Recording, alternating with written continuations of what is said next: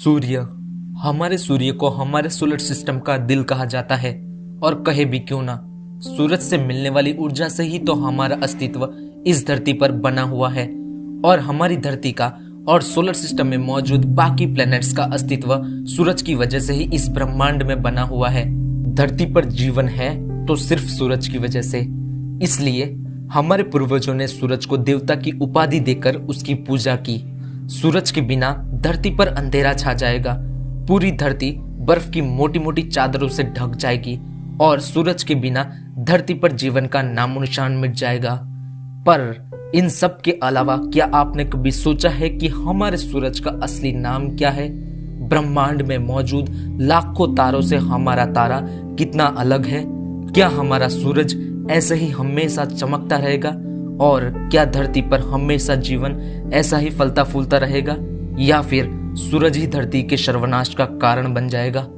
सूरज के बारे में आज के इस वीडियो में 10 ऐसे ही बातें जानने के लिए इस वीडियो को एंड तक देखते रहिए। लाइफ ऑफ आवर सन। इस ब्रह्मांड में एक बात निश्चित है कि जो भी जन्म लेता है उसका विनाश होता है। यही बात हमारे चांद, हमारी धरती और हमारे सूरज पर भी लागू होती है। हमारे सूरज का भी एक दिन विनाश होगा। हमारा सूर्य एक येलो ड्वार्फ स्टार है, और ऐसे तारों की लाइफ 10 अरब सालों की होती है।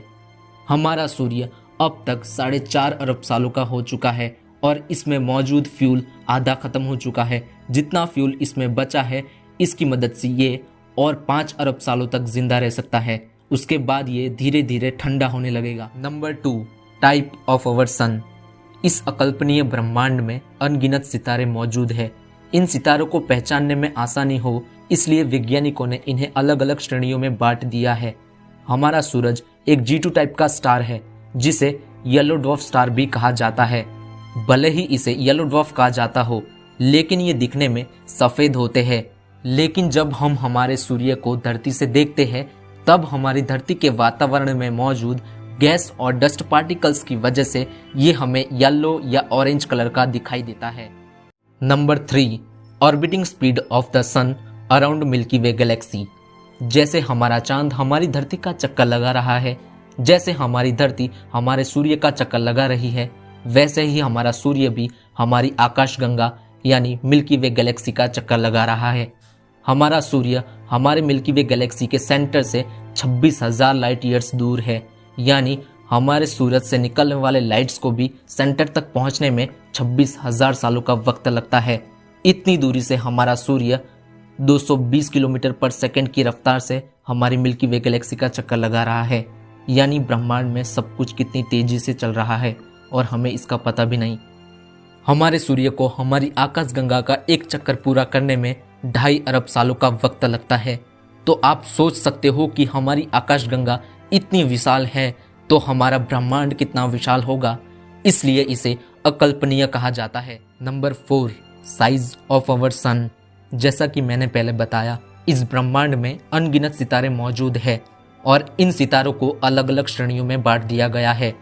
हमारे लिए सूरज भले ही विशाल हो, लेकिन इससे भी विशाल और भयानक आग के गोले इस ब्रह्मांड में मौजूद है। बात करें हमारे सूर्य की, तो ये एक येलो ड्वार्फ स्टार है, यानी एक बौना सितारा, जिसका डायामीटर 1.4 मिलियन किलोमीटर है, जो कि धरती के कंपैरिजन में 110 गुना ज्यादा है। हमारे सूर्य में 10 लाख धरतियां आसानी से समा सकती है। हमारा सूर्य दूसरे सितारों से भले ही छोटा हो, लेकिन ये अपनी श्रेणी का सबसे बड़ा सितारा माना जाता है। दोस्तों, अगर आपको वीडियो पसंद आ रहा है तो प्लीज इसे लाइक कीजिए और चैनल को सब्सक्राइब कर दीजिए।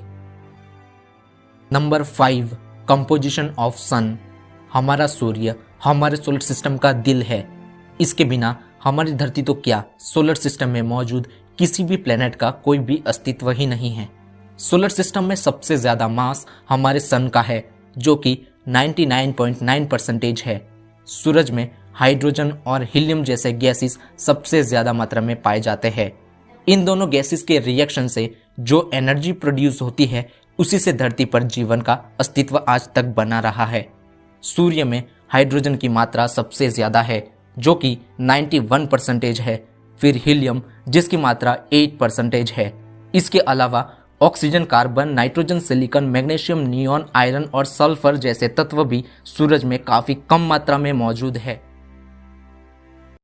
Number 6, travelling time of sun's energy.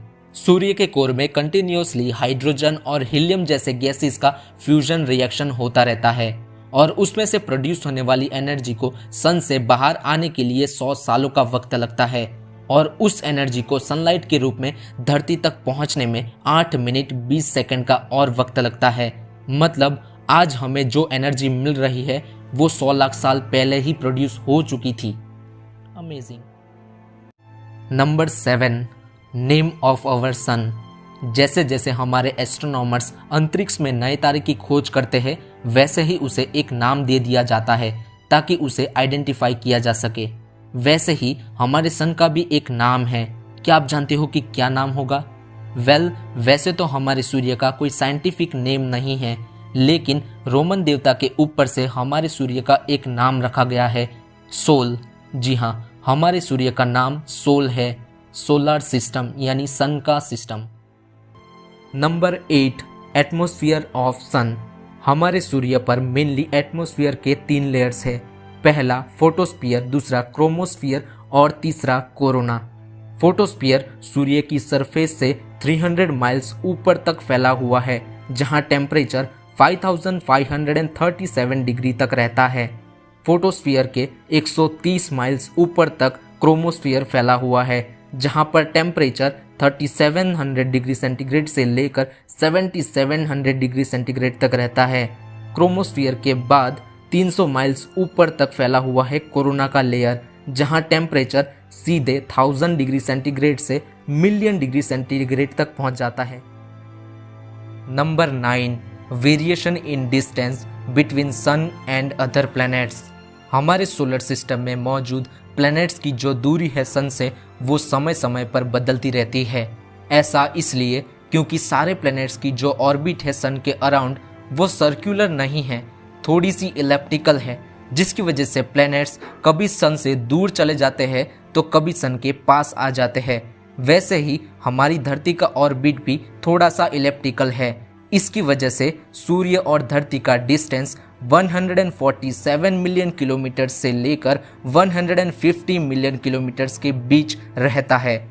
इसी इलिप्टिकल ऑर्बिट की वजह से सोलर सिस्टम का पहला प्लैनेट मर्क्यूरी प्लूटो का सबसे नज़दीकी प्लैनेट कहा जाता है।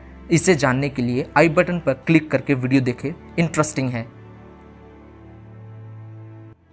Number 10, one day sun will ruin us. इस अकल्पनीय ब्रह्मांड में कई सारे सितारे मौजूद हैं, लेकिन हमें जीवन देने वाला और हमारे सोलर सिस्टम का दिल, हमारा सूर्य हमारे लिए ही सब कुछ है। माना कि हमारा सूर्य हमें लाइफ देता है, लेकिन जब हमारे सूर्य की उम्र 7.5 अरब साल हो जाएगी, यानी आज से 3 अरब साल बाद, तब वो अपने आखिरी वक्त में होगा और सूरज के अंदर मौजूद फ्यूल तेजी से जलने लगेगा। ये समय ऐसा होगा जब हमारा सूर्य एक रेड जायंट बन जाएगा। इस पूरे प्रोसेस के दौरान हमारा सूर्य इतना एक्सपांड करेगा कि मर्क्यूरी और वीनस जैसे प्लैनेट्स उसके अंदर समा जाएंगे। तब सूरज हमारी धरती के काफ़ी करीब आ जाएगा और इससे निकलने वाली धूप धरती को जलाकर राख कर देगी और इस तरह से सूरज ही हमारी धरती का विनाश करेगा। तो अगर आपको इस वीडियो से कुछ भी नया जानने को मिला है तो प्लीज़ इस वीडियो को लाइक कीजिए, शेयर कीजिए, चैनल को सब्सक्राइब कीजिए, क्योंकि आगे भी आपको ऐसे ही नॉलेजेबल फैक्ट्स मिलते रहेंगे। और एक बात, an investment in knowledge always page the best interest.